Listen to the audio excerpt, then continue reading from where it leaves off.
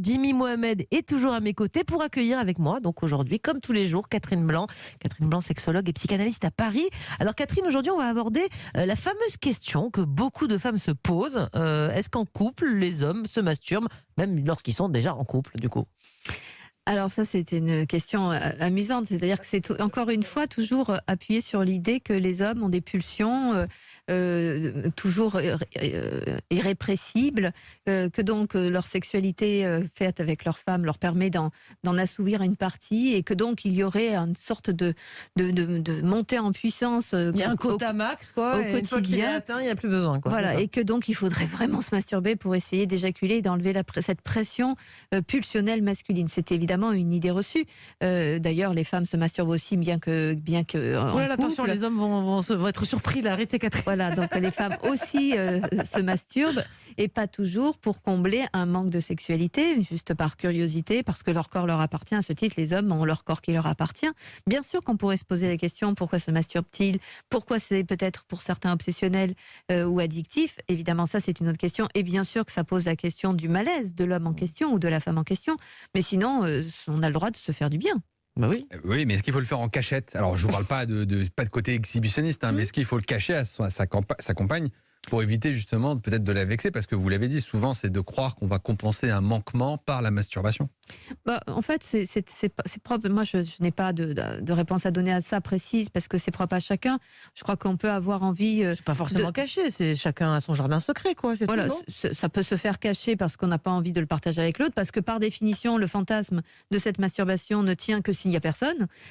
Par définition, d'autres mettront leur masturbation dans le cadre de la relation, et d'ailleurs feront violence au partenaire qui y assiste alors qu'il n'a pas le sentiment, le souhait d'y assister.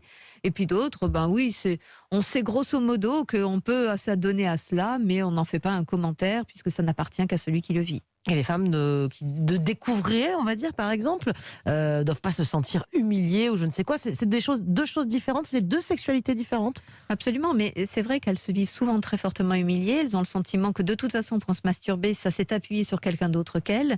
Pas forcément, d'ailleurs. Et que ce n'est pas forcément le cas.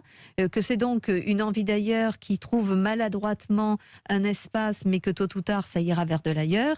Donc tout ça, ce sont en fait Ça aussi, c'est faux, on est d'accord. Il n'y a aucune obligation. Ça peut l'être, mais on ne peut pas du tout réduire la masturbation masculine à cela. Et là, ça rend surtout compte à 100% de l'inquiétude féminine, et donc de son idée de valeur personnelle. À partir de quand la masturbation peut poser problème dans un couple, qu'elle soit finalement venant des hommes ou venant des femmes? La masturbation, à partir du moment, j'aime bien cette expression qui dit la masturbation rend sourd. Évidemment qu'elle ne rend pas sourd, mais elle rend sourd à l'autre. À partir du moment où ou s'adonner à l'onanisme est bien fait, que je ne suis plus en capacité d'être en lien avec l'autre, ou que je ne suis plus disponible parce que il faut que je me masturbe une première fois, une deuxième fois, une troisième fois, Oui, là, on est au bureau, aux toilettes, etc. Complète, Là, on est dans une addiction, et là, ça pose un véritable problème.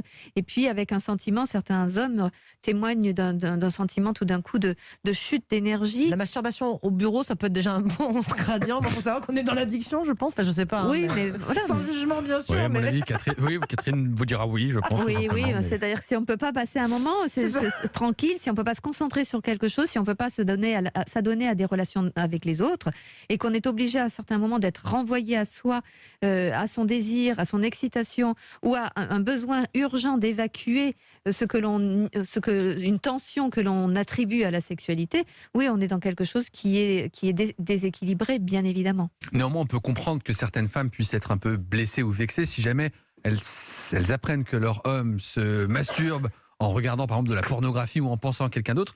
Elles se disent, malgré tout, je suis quand même remplacée dans l'objet de son fantasme. Et donc on peut comprendre un peu qu'elles ne sont pas contentes. Bien sûr, on peut tout à fait le comprendre, ce d'autant plus s'il n'y a pas de sexualité ou peu de sexualité entre eux. Donc il y a vraiment le sentiment de ne pas avoir de rôle à jouer là-dedans. Maintenant, est-ce qu'une femme doit toujours être malheureuse de ne pas être le pompier?